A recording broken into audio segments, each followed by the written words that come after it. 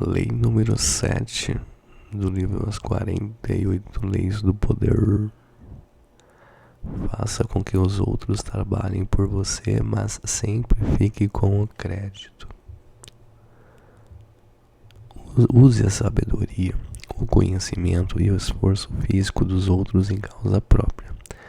Não só essa ajuda lhe economizará um tempo e uma energia valiosos, como lhe dará uma aura divina de eficiência e rapidez. No final, seus ajudantes serão esquecidos e você lembrado. Não faça você mesmo o que os outros podem fazer por você. Muitos alimentam a ilusão de que a ciência, por lidar com fatos, está acima de rivalidades mesquinhas que atrapalham o resto do mundo. Nikola Tesla era um desses. Ele acreditava que a ciência nada tinha a ver com a política e dizia não se preocupar com a fama ou a riqueza. Mas velho, entretanto, isto arruinou o seu trabalho científico. Sem estar associado a nenhuma descoberta em particular, ele não poderia atrair investidores para suas muitas ideias. Enquanto ele ficava imaginando grandes invenções para o futuro, outros roubavam as patentes que ele já havia desenvolvido e ficavam com a glória. Temos duas lições. Primeiro, o crédito por uma invenção ou criação é tão importante, se não mais importante do que a própria invenção. Você deve garantir para si próprio o crédito e impedir que outros o roubem ou fiquem pendurados nas suas costas. Para isso, você deve se manter vigilante e implacável, guardar silêncio sobre a sua invenção até ter certeza de não haver nenhum abutre voando por perto. Segundo, aprenda a tirar vantagem do trabalho dos outros em causa própria. O tempo é precioso e a vida é curta. Se tentar fazer tudo sozinho, você vai se desgastar, desperdiçar energias e se queimar. É muito melhor conservar as suas forças, deitar as garras do trabalho que os outros já fizeram e descobrir um jeito de se apoderar dele. A dinâmica do mundo do poder é a da selva. Há os que vivem caçando e matando, e há também um vasto número de criaturas, hienas abutres, que vivem do que os outros caçam. Estes últimos tipos menos imaginativos, com frequência são incapazes de fazer o trabalho essencial para a criação de poder. Eles compreendem desde cedo, entretanto, que se esperarem bastante, sempre encontrarão outro animal para trabalhar por eles. Não seja ingênuo. Agora mesmo, enquanto você se esforça em algum projeto, existem abutres ao redor tentando imaginar um jeito de sobreviver e até prosperar com a sua criatividade. É inútil ficar se queixando ou sofrer amargurado, como fez Tesla. Melhor se proteger e aprender a jogar. Uma vez tendo estabelecido uma base de poder, torne-se você mesmo um abutre e poupe um bocado de seu tempo e energia. A essência da lei. Aprenda a fazer com que os outros trabalhem por você enquanto você fica com o crédito, e parecerá que você tem energia e poder divinos. Se você acha importante fazer o trabalho todo sozinho, não irá muito longe e vai sofrer muito. Encontre gente com as habilidades e a criatividade que você não tem. Contrate-os e coloque o seu nome em primeiro lugar na frente dos nomes deles, ou descubra um jeito de roubar o trabalho deles e dizer que foi você quem fez. A criatividade deles, portanto, se torna sua e o mundo o verá como um gênio. Existe uma outra aplicação desta lei que não exige que você explore o trabalho dos seus contemporâneos. Use o passado, um vasto arsenal de conhecimento e sabedoria.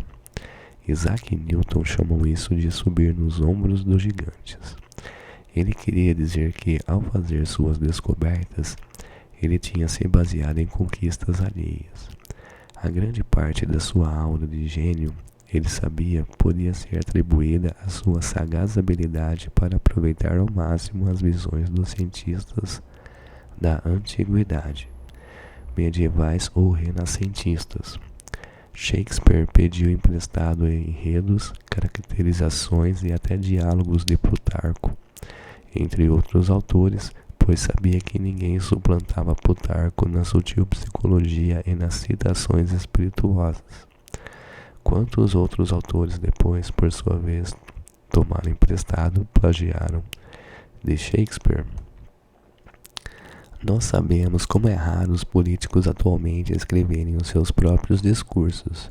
Suas próprias palavras não lhes conquistariam um só voto. Sua eloquência e sagacidade, se ela existe, se deve a um redator de discursos. Outras pessoas fazem o trabalho, eles ficam com o crédito. O avesso é que esse tipo de poder está disponível para todos. Aprenda a usar o conhecimento do passado e você parecerá um gênio, mesmo que na realidade não passe de um esperto plagiador. Escritores que se aprofundaram na natureza humana, antigos mestres da estratégia, historiadores da estupidez e loucura humana, reis e rainhas que aprenderam de maneiras mais difíceis a lidar com o peso do poder, o conhecimento deles está acumulando poeira, esperando que você suba nos seus ombros. A sagacidade deles pode ser a sua sagacidade. A capacidade deles pode ser a sua capacidade. E eles não virão dizer que você não tem nada de original. Você pode batalhar, cometer erros sem fim, gastar tempo e energia tentando fazer coisas a partir da sua própria experiência. Ou pode usar os exércitos do passado, como disse Bismarck certa vez.